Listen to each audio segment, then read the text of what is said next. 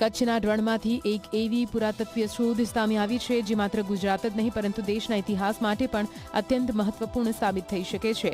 કચ્છ યુનિવર્સિટીના સંશોધકોને રણ વિસ્તારમાં 100થી વધુ માનવ કંકાલો, પ્રાચીન માટીના વાસણો અને વસાહતના અવશેષો મળી આવ્યા છે.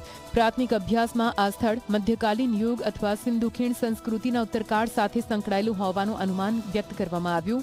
પ્રાથમિક તારણો અનુસાર આ સ્થળ અંદાજે 1000થી 1500 વર્ષ જૂનું હોઈ શકે છે. અને બધેની બરિયલ પેટર્ન પણ એક સિસ્ટમેટિક બધે બરી કરેલા છે, બરાબર ને, જેનું માથું નોર્થમાં છે, પગ સાઉથમાં છે અને વેસ્ટ તરફ બધેનું મોઢું છે, એટલે કોઈક ધાર્મિક માન્યતા પણ હોઈ શકે છે. અને આટલા બધા લોકોનું ત્યાં કને એક સાથે બરી થાવું મતલબ કોઈક હોનારત પણ થઈ હોઈ શકે છે. પણ શોકિંગ તો બધું એ લાગ્યું કે એની આજુબાજુ જ્યારે અમે ફિલ્ડ કર્યું ત્યારે 4 થી 5 બીજી સાઈડ મળી, જ્યાં કને બહુ બધા માટીના વાસણો મળ્યા, અમુક ઘર મળ્યા અને ટોયસ મળ્યા, માટીના ટોયસ મળ્યા, ટેરાકોટા ઊંટ ને એવું બધું મળ્યું.